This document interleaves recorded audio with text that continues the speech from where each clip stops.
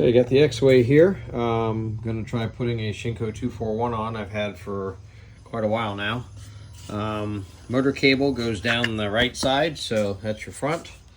You want to be taking the right side off, so we'll start by taking off the pads and getting her up on the table. Okay, wheels up on the table, pads are off. I did lower the table down. It's got an adjustable handle, makes it easier. And you can crank it up to your working height as you like. Go ahead and take the pedals off next, I guess. And in this case, it looks like we can possibly just pull the pedal hangers off without actually taking the pedals off the pedal hangers. All right, so we're going to remove the pedal hangers here.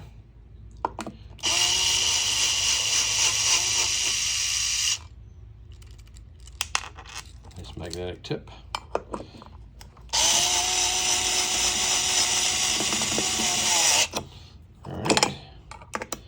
One more to go here.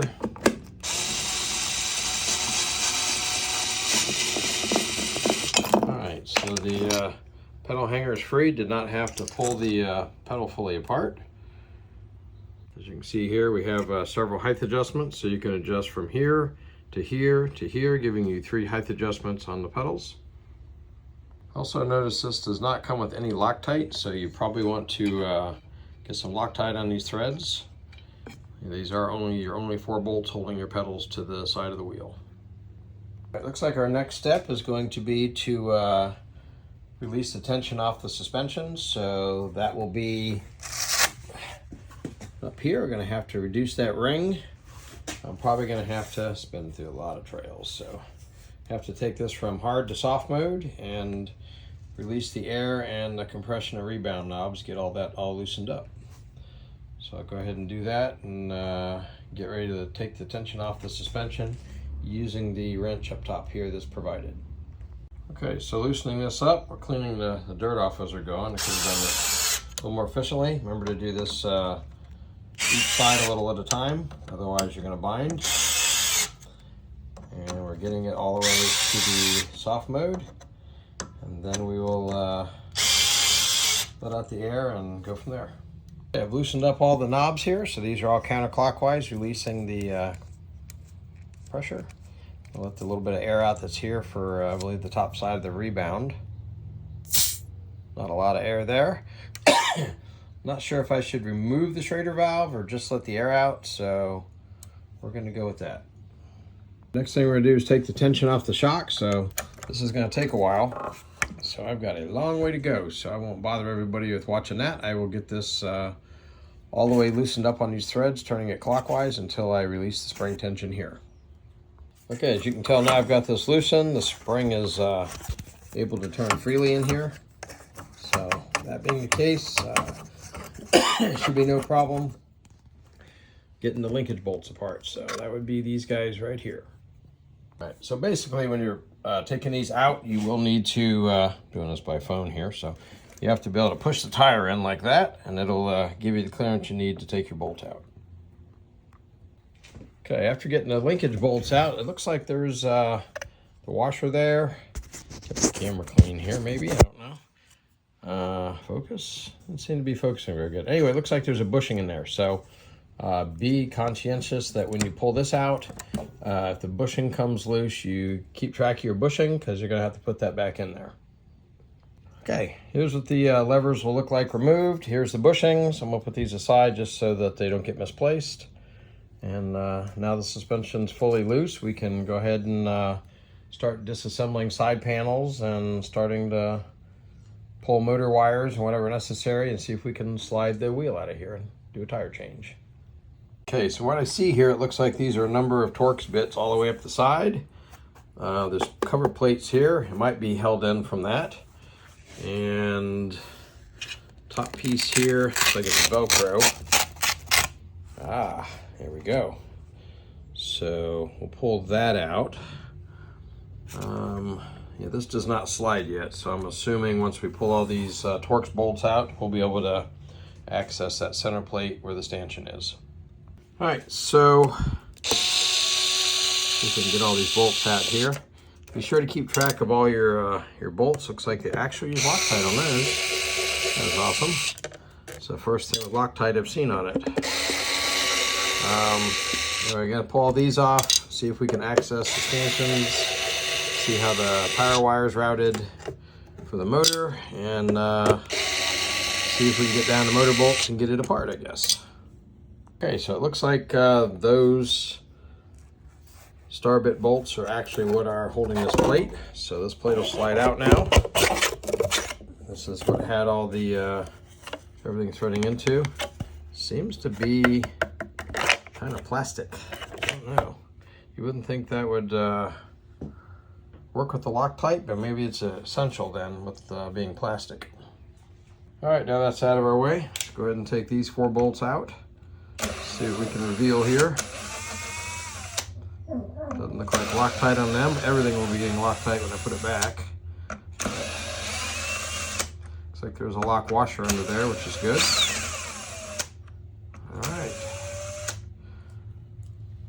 Get that off and see what we got here. You can see there was a camera's not focusing good. Anyway, there were trace amounts of Loctite, not on every bolt, but there are some trace amounts of Loctites on there. So on those bolts, there was a little bit on there. So the inside of these bolts are actually threading into this stop piece here. So make sure you do not lose that. And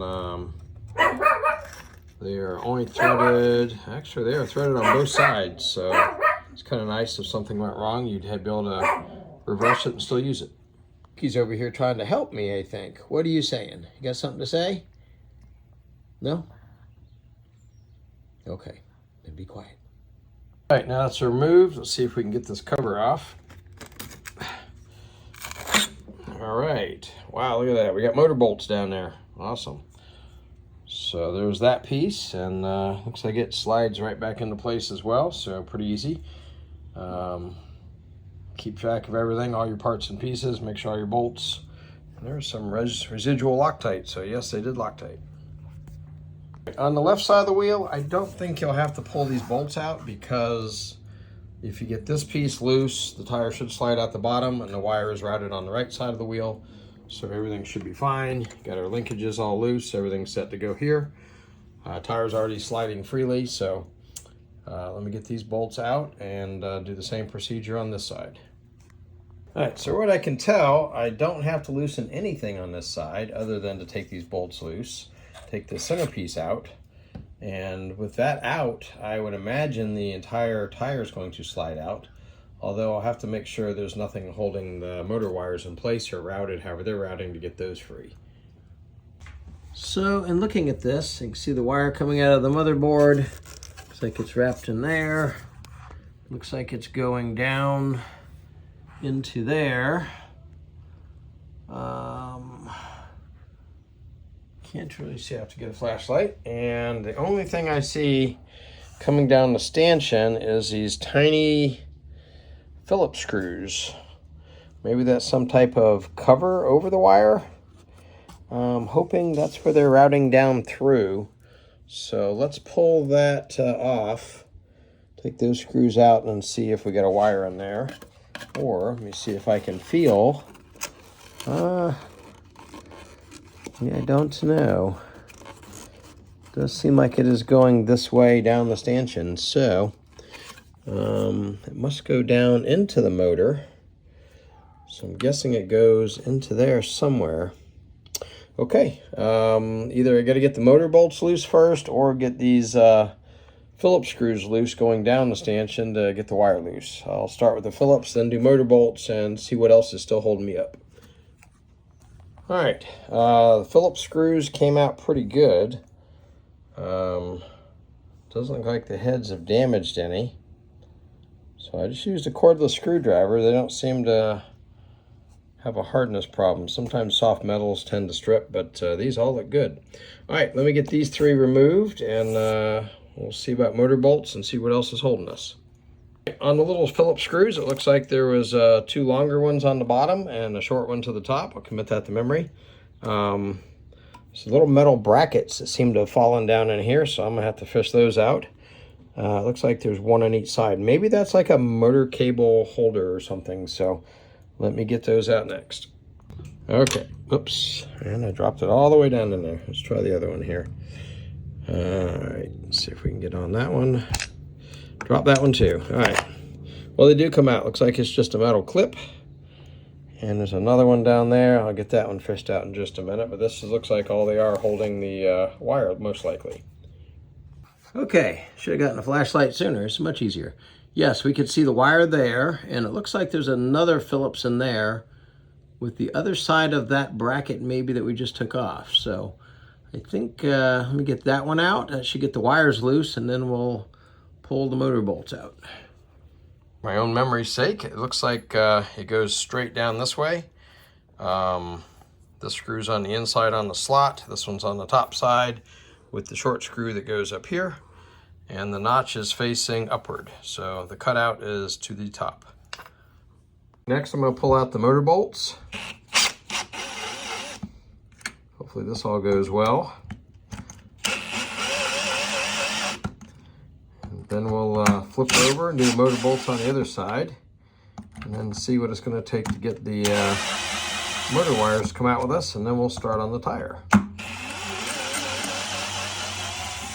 Okay, we have all the motor bolts out. Now we'll go ahead and flip the other side, pull those motor bolts out, and then see if we can very carefully drop the wheel out and check the motor wire routing to see if we can get it out of here. Looks like an error in judgment here. So apparently we are going to have to take off this other plate to access the motor bolts, because they're not exposed here as they are exposed there with the plate removed. So I'm going to have to take at least these 4 screws out and then see if this can slide out of here. Those screws are removed. Let's see if we can get that plate to slide out of there, or if it's going to be a matter of having to loosen up both battery boxes with that center plate. Okay, that was not necessary. This does just slide straight out, no problem. So, and it looks like these are the stops on the bottom. Kind of weird. If you look at the holes underneath them, it looks like they're not lined up with the intended thing. Maybe this is from another wheel or design change. There's threads here. So if that's threaded, maybe they intended to have a threaded stop, but instead maybe just adhesive. I don't know. That doesn't seem like a great method, but they're holding so far. All right, so with that out there, the bolts should be able to come loose now. I'm going to go ahead and mark both of my bolts so that I can put it back in exactly as it was. Not that it should matter. Any of these should line up. The holes are evenly spaced all the way around. You can see that, I think. But I'm going to still mark those 2 points so I know exactly on the bearing housing where that would go back in. And very hard to do this with all one hand and hold a phone. Let's see if these motor bolts will come out now, if they're not going to be a pain. All right, so it looks like we get these out. Once I get these out, I'll get the check the wire, see if I can slide the tire out, and see what the next step's going to be here. Okay, everything is loosened up there. I'm going to go ahead and lay the wheel down back on its side, and we're going to be able to take a look and see if we can slide the wheel out with the wire, if there's anything else snagging us, holding us, whatever it's going to take to get the motor wire loose. Also check the motor wire routing, because we're going to have to put it back in. The nice things about this table is that aside from the adjustable height, you can raise this thing up and down wherever you want it. I'm going to have to clear my workspace here so I can work, so it's nice to be able to pull out the drawer and drop all your tools and whatever and get you a clean workspace here so that you can be able to work on the tire. See a Palamud, last time he was here doing a tire change, he left his floor mat, so I'm going to stick that in a drawer just to keep the door inside the drawer clean for now, but he's already got grease stains on it, so I'm sure he won't mind if I use it. So anyway, let's get this tire slid out and take a look. Okay, so not sure what's going on here, but the wire seems very tight with the battery box. In order to get the gap here, what I'm doing is I tried loosening up various bolts, trying to get the battery box loose. Didn't really help. Took these screws loose, not really helping. So what I ended up doing is just taking a 4x4 block, putting a spacer in there, and now it looks like I've got plenty of room. The wire is able to move. So I'm going to continue to see if I can continue to work this out of there. It looks like it's ready to come straight out now though. All right, this seemed to work. So I left the wheel intact, took my block back out. Yeah, a little up-down tension right here seemed to allow me to slide this out. I don't see any nicks or wire damage or anything. Everything looks good. Apparently this wire is just held on by those 3 metal clips. And looks like they've sealed that up nice. So next thing to do is get this Kenda tire changed out. I'm going to be putting on the Shinko 241. I'll show you what that looks like in comparison. All right, so here's the difference in the tread. Basically a similar tread pattern. You'll see a lot more hook on the outside here versus this. But basic design, very similar. So we're going to see if this really makes a difference. This tire does seem tippy. Everybody agrees, so I'm going to give it a try and see how this does. All right, let me get the tire deflated, get it off the rim, and see how we're doing. All right, so I guess we're going to take the Schrader valve out and let the air out of this thing. Let's get this out of here.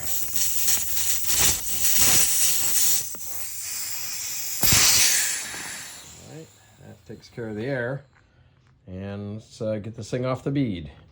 Okay, I flipped the wheel over. Have my marks for the bolts. These bolts do not go all the way around. It looks like there's a specific set here, so that makes that part easy. But I have my same side marked, so it goes back in the same way. This is the left side. The other side I've marked right. This side I've marked right. And then right with the pedal hangers. I'm on the low setting, obviously. Wires here, so now just need to push the stem through, get this off the bead, and get the tube out so we can get the tire off the rim. Okay, I've removed the tube. I've reinflated the tube. It seems totally fine. I don't see any pinch marks anywhere, no leakages anywhere. Everything seems totally fine. The valve stem area looks very well intact. Looks like it's a pretty good tube. I was expecting something kind of not so good, but looks all right. I will see if I've got another new tube, which usually is what I do, and I'll change tube and tire. Okay, just about finished removing the Kenda tire, so get that off the rim. There we go. All right, so there's the motor. I did notice, unfortunately, that this tube is a 14-inch, and the tubes I have are 16-inch, typically for 20-inch tires. So don't know what's going on. Actually, this does say 275/14. Okay. So I might be putting my old tube back in. That would be a shame, but at least I'll put some slime back in it this time. So, all right, we'll see how it goes, because I'll have to look around and see if I've got a tube. I've got some 22-inch tire tubes, some 20-inch tire tubes, and unfortunately, this one's a little different, I think. All right, the old tube is off. The new tube is, or new tire is on. So now to put the new tube, or the old tube, back in. I wasn't able to find a proper tube, so I called Rob from PEV Connection, and he hasn't called me back yet. So I guess for now my only option is to put the original tube in. I don't think there's any leaks in it, so I'm going to put it back in for now. Unfortunately, I may someday have to pull this and change the tube out, but hopefully not. Hopefully it'll stay good. I'll just get a spare just to have on hand. Okay, the old tube is back in. I've got the stem in the same direction like it was. Everything seems fine there. Definitely don't think I snagged or pinched the tube in any way. I don't think there's any damage. Side note, this is my trick for, you never have enough hands. So if you're trying to do a tube by yourself and you're having to hold the tire and go to the next point and so forth, I found this tire super easy to put on. I barely needed the spoon at all. I put the spoon in one spot, pushed the tube back, made sure I was behind it, and then popped that part on, and then went to the 2 vice grips and C-clamps, and it popped right on, no problem. So Shinko 241, no problem getting on this wheel whatsoever. Okay, I've left the tube in here. I left the Schrader valve out, and I'm just pumping this thing up and down, releasing the air all the way, inflating, deflating the tube, making sure everything's gonna seat good. You can bounce the tire. There's a lot of methods to getting everything set where it needs to go.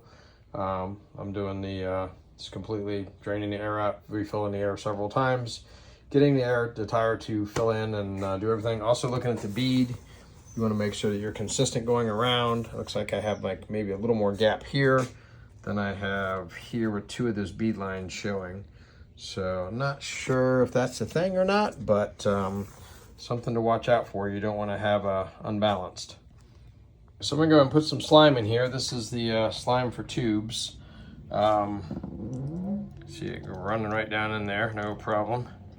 Give that about 5 or 6 pumps. I'll take a look at what the instructions say, but put a little slime in there. If you ever did get a little minor pinhole, anything leak starting, whatever, hopefully that'll save you. So, and I do plan on adding a TPS monitor on this so that I'll have that while I'm riding as well for safety purposes.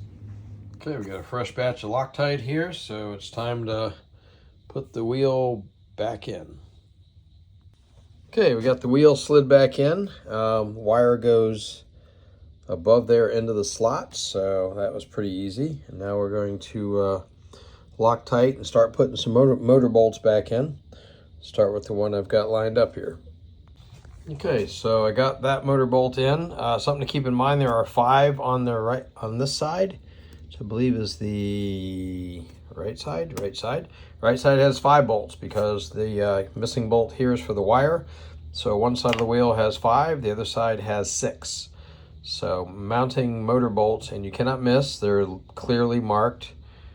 You've got 5 on one and 6 on the other, so should be really simple. These are threaded going in, so it's threaded and then end threaded into the motor as well. So that's a little odd, but so far so good. Okay, got Loctite on here. The sides going together nicely so far. So get that started there. That does thread through there. And interesting that it's so precision that it lines right up and keeps going. And I'm gonna back it out just a minute till I get them all in, but yep, looks like a pretty easy, straightforward process. Okay, now that these are all in, we're gonna go ahead and torque it down by hand. We have lock washers on there, we have Loctite on there. Try to get some proper torque. That was actually pretty tight. All right, there we go. This side's complete. We'll go ahead and get the other side mounted on there and start putting this back together. As I said before, there are 6 of these, and you will have 6 holes on this side, so that's pretty straightforward there. And let me get them in, and we'll start reassembling and finishing this up. Precision of this is absolutely amazing. I've not had a wheel where, oops, trying to tip the wheel over, I guess better hang on to it. Everything's gone together so smoothly. All right, that step is complete. Let's go ahead and see if we can put the rest of this side back together, and then get back to the important side, and then get suspension together and get this all recalibrated and see how we do. Tire so far is still holding air with the old tube, and this is the Shinko 241. Got that piece slid back in. Now we need to put the centerpiece in here and put the bolts back in, lock those down, and we're also going to have to put these 4 bolts here, and then this side should be complete. All right, so now we have to get these bolts back down through here, lined up with these, so this is going to have to go in flush for that bolt hole to line up. I don't know if I could do this with holding the phone. All right, so it looks like we started. Yeah, that was a little too easy. All right, let's do a couple more. Let's get these bolts in.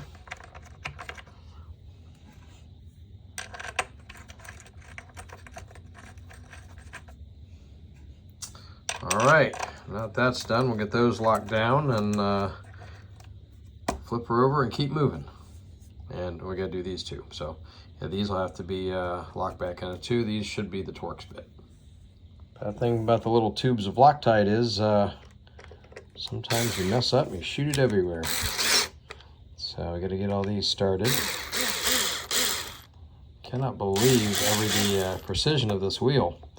Everything has gone together so easily. All right, let's get those locked down.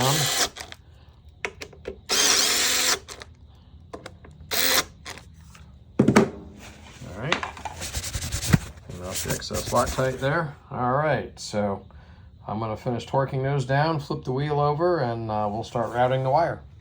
Okay, so we can see here on this side of the wheel, and there's the wire. So we're going to have to tuck the wire into the slot and put the bracket on there, here.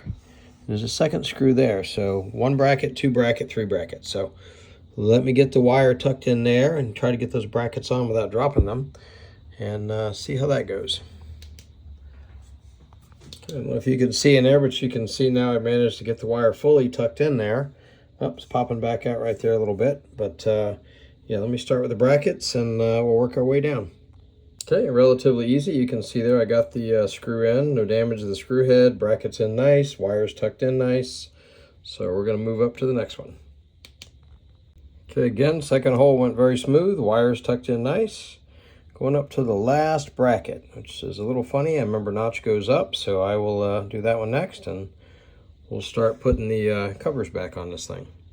All right, curiously, this plate is fine. Looks like there's an intentional bend. So it looks like they've done something and then bent it in there right at the end additionally. So I'm going to leave it and put it back in. I know it wasn't damaged, so it's probably an intentional thing. All right, so you can see in there the wire deliberately tucks that way. I guess I'm supposed to tuck it up a little bit more. I mean, it's above the fender now, but yeah, let's make sure it's in there good. And that's one of the screw holes. That's the short screw, long screw goes on top, which is going to go here on that bracket.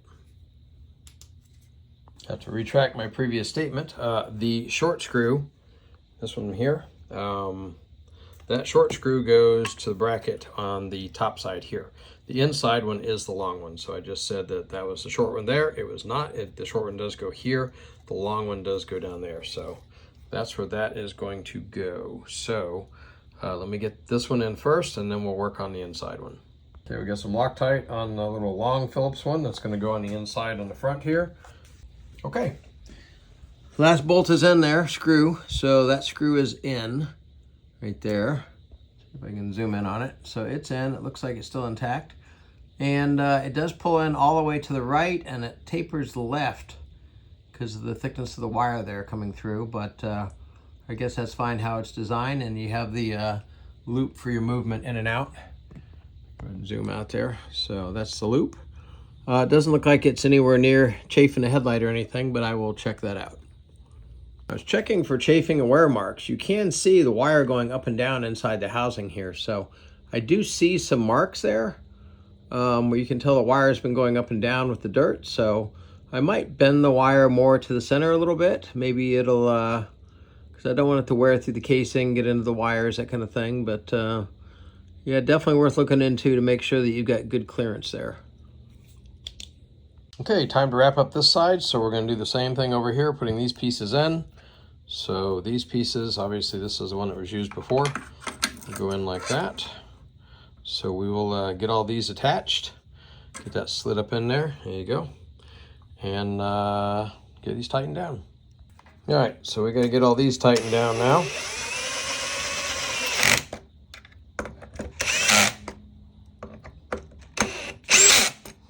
Hand torque them down. All right, so this side's coming together nicely. Let me torque those down, and we'll do the side panel. The wire's in all nice and neat, everything's secure. So all good there. Okay, with all those secure now, we'll move on to the cover and the other Velcro piece. And tire's still holding air, everything looks good. So maybe give this thing a little test run. All right, I find it easier to put my Loctite on all my screws before I put them in. And I got that one in. I'm going to go ahead and start sinking all these in. And we'll have to push the, get that held up in place and push the battery box over just a little bit to get the last one. But looks all easy. I'll be right back. Okay, you can see all the bolts. These are the main ones that hold the battery. These are more cosmetic. These are in the plastic. Every other hole is not being used for whatever reason. Still Loctited them. That one was almost to the strip position, but the rest of them tightened up nice. So seems very solid, but it's just a dust cover and just keeping dust out because inside is wide open. So no idea there, but yeah, she looks good. So we'll put the top piece back on here, get the pads back on it, fill it up with some air, and do a test ride. See how she does, not just a tire change and you don't see how the outcome is.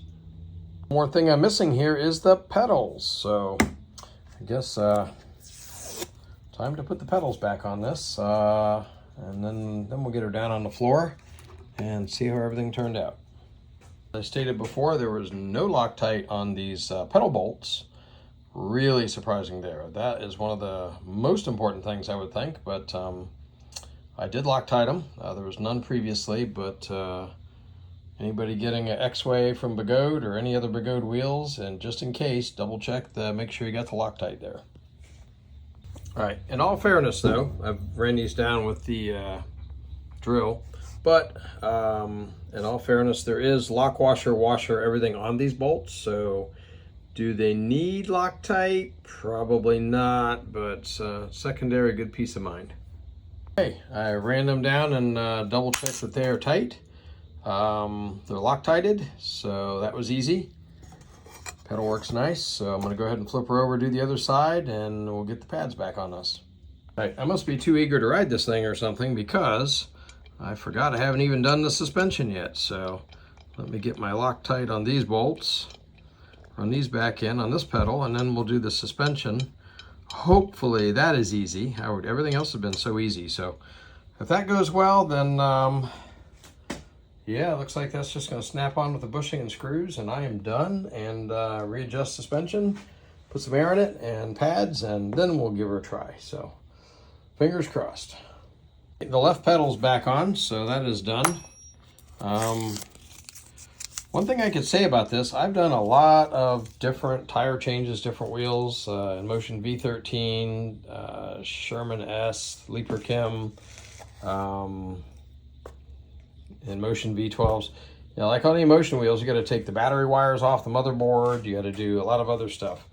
Overall, I'm not going to say this is the easiest wheel to work on, but it is one of the easiest I've done and has been the most trouble-free out of every one I've ever done, and overall the most enjoyable. Now, either I'm getting better at doing this and paying attention to things, or maybe this is just not a bad wheel, not a difficult wheel to work on. So let me get the suspension back together and get some air in this thing, get some pads on it. And it's dark out because I took a break, mowed the yard, but now we'll get out here and do a ride anyway and see if I can give you my opinion on pavement. Off-road, it's fine in the Kenda 262, but the Shinko 241 hopefully is going to be better on pavement. I can already tell just by looking at it, it looks better, but we'll see how it actually does, how the ride feel is. Overall though, I'd rate this as a 7 on ease of tire change. Okay, I want to show this. I put the wheel on the floor, balanced it, pushed down, I was going the wrong way, picked up, and it popped right on. I was like, that's pretty amazing. I don't know if I can show you again. Guess I have tension on it right now because I just popped it on, but yeah, that went right on, piece of cake. I'll put the bolt in and do the other side. See if maybe I could video that. All right, I'm going to attempt to video this, but I really need 2 hands. So here's the piece, and it needs to go on there. So if I lift the wheel, see if I can do a camera here, hold on. So I'm going to, I got it kind of sitting over it there. I've got the trolley handle here. Let me see if I can just push up or down, see if it pops in, like the other side did. It's not going right on like the other side did. Put it down, oops, popped off. All right, so get that linkage on. Can I do this while I'm, oops. All right, let me pick up, see if it'll go on. Oops, made the wheel go. All right, I'm gonna have to wiggle it a little bit and it should pop in there, but yeah, it went right on before. Yep, piece of cake. I just gave it a little wiggle with 2 hands. I couldn't do it with the phone. Got my lithium in there, so let me get my other screw on, and suspension is back together. Right, so basically there we have it. That's the old tire. Here's the new tire. Here's my EX30. Here's my Master Pro for tomorrow's ride, which I got to charge, and my new tire for that one right there. Yeah, I'm gonna go ahead and put the pads on this, get the air in the tire. I don't think there's anything else left to do. Everything is Loctited nice, and we'll go give you my opinion of it. Okay, I got the pads on. Have some Clark pads on here, some Titans, I think. Unfortunately, I did not do the suspension yet, so I'm going to have to readjust the suspension. I'm going to have to tighten the spring back up. That is going to take me a minute because I'm going to have to crank that thing all the way back down, and I got to put it back in hard mode. So let me get that back in hard mode. Let me get my spring dialed in. Let me put my 100 psi of air back in the shock and get my dampening and rebound set, and then we'll roll this thing outside and give some final thoughts. Currently I have done 246 miles on the Kenda tire, but now we're going to test out the Shinko. So not a lot of miles, but these are pretty much all off-road miles. So okay, let me get this done. I'll be right back. Still adjusting on this shock, but I was just thinking did an aftermarket shock on the EX30. I had to make a grind adjustment on that, and this one, like trying to adjust like the King Song S22, we changed the tire on that one too, and just everything with the shock on that one, that was an aftermarket shock too, but getting in there to adjust it, this whole idea is genius. So very easy access. Okay, we're about 10 threads in, so I think I'm back about where it was. Trolley handle works nice, gets that easy. I guess the next thing is put some air in the shock. So I don't remember if that was 100 or 120, but I'll get that pumped up here real quick. And then I guess we're coming to a close here. Okay, doing the air in the shock, a little overkill for a pump. This pump goes to 600 psi, but that's right about 120, I think, is where I had it. 10 turns in on the shock, so I did crank all these ends, so I want to go out a little bit. Let me go 2 turns out on both of these. I think that's pretty close to where I would want it. See how it feels, and give it a try. So just let me get this off here. This pump was awesome for stock shocks for Begode. We need 300 psi. Not that the shocks are very good shocks or would last, but this one, brand-wise, if anybody wants it, it's called Rock Shocks. So it's been a great pump. No complaints. Even the air bleeder is micro. You don't have to like touch it quick. You can does it in spurts. So pretty good. Okay, I put about 30 psi in the tire. Stem feels kind of loose. Like, I don't remember a stem ever having so much play. I didn't really pay attention before, so I did manage to lose the cap, so now I got a green cap on there. I have no idea on this floor where it rolled. It popped off and went somewhere. I'm not gonna look for it, so I just threw a green one on there. Kind of concerned about the tube play. Never had one with felt so loose, but well, there it is. I found it. It was in the tread. There's the original cap. So rolled right over it and went right up in the tread. That's why I couldn't find it. All right, so let me get this one off of here. Put the original one back on. Not that there's any big difference. I do want to put a TPS on here like I have on all my other wheels, but looks like I'm going to have to pry that out to get that on, so I need my other hand. Okay, that is back on there. All right, here's the Shinko tire. Looks excellent, so we're going to go out and give it a test ride. Not a fan of reusing the tube, but what am I going to do? I didn't have one.